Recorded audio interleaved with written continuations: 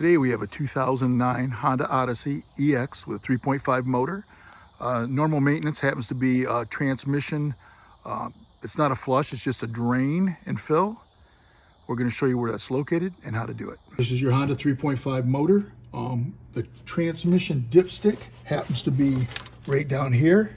It's kind of hard to see right there. See that yellow one? Pull it out and check it. It just says check it hot, and you can see it's right where it's supposed to be.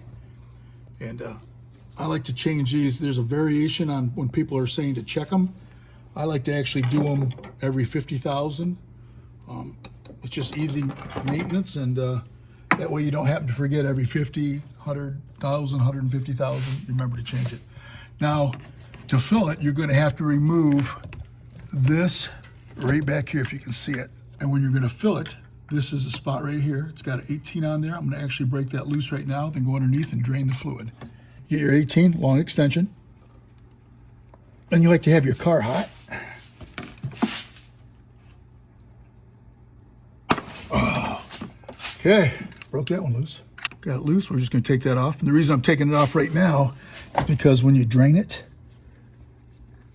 it'll just allow it to drain better. Now there's a O-ring on this thing. You want to make sure that you bring that up with it. Just put that up here. Now the car's hot. This, of course, is your motor. This is your transmission. And right here is the drain plug. And it is hot. We took it around the block. You want it to flow better. So, get this one. The nice thing about this is just a regular 3/8 extension. It should fit right in just like that. You just got to break it loose. Like that. You can tell it hadn't been done in a little while. I'm going to leave the extension on like that because it's probably going to spray all over the place because it's warmer. We'll totally let it drain. You don't ever flush a transmission. You always just do a drain and fill or put a new filter in them, one of the two. Now, as you can see, it sprayed all over the place, of course, because it was hot. But you let it go till it drains. But you look on this right here. This has a magnet. And you can see on this magnet that it's actually got like a buildup on it, like dirt, magnetic stuff. See the dirt coming off of that? And just clean that off. We're going to reinstall it. But really, it looks like it's in good shape.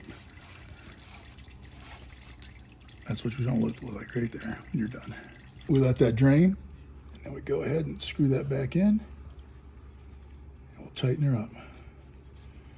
Just like that. Good idea to have some rubber gloves on because it is kind of messy sometimes. Snug this baby up nice and tight. Good enough right there. All right, go up on top and fill it. On your transmission fluid, you got to make sure that it's specifically made for your car. This, of course, says import multi-vehicle, Honda, Toyota, Nissan. And on the back, it'll give you all the specifications for your car. You just want to make sure, but this one does cover this car. It's made by Castrol, of course.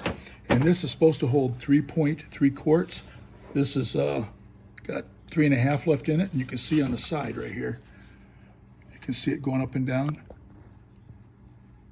It's just a little over 3.5.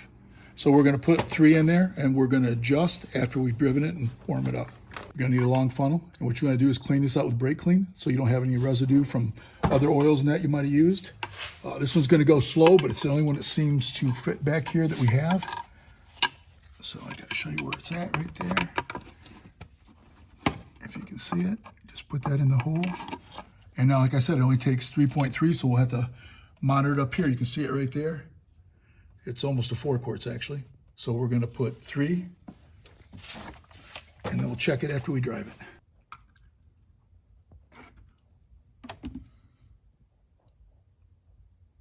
It's nice if you get a bigger funnel, but this is all we happen to have right at the time. So it'll just take a second longer. Now this actually had 4 quarts in it. And it's supposed to hold 3.3, so we're ballparking it right now. It's just a little under the 1 right there. And we're going to put the plug back in it, drive it, and then I'll check it after that. But I know it's fairly close right now. Now you got to make sure that that washer's on.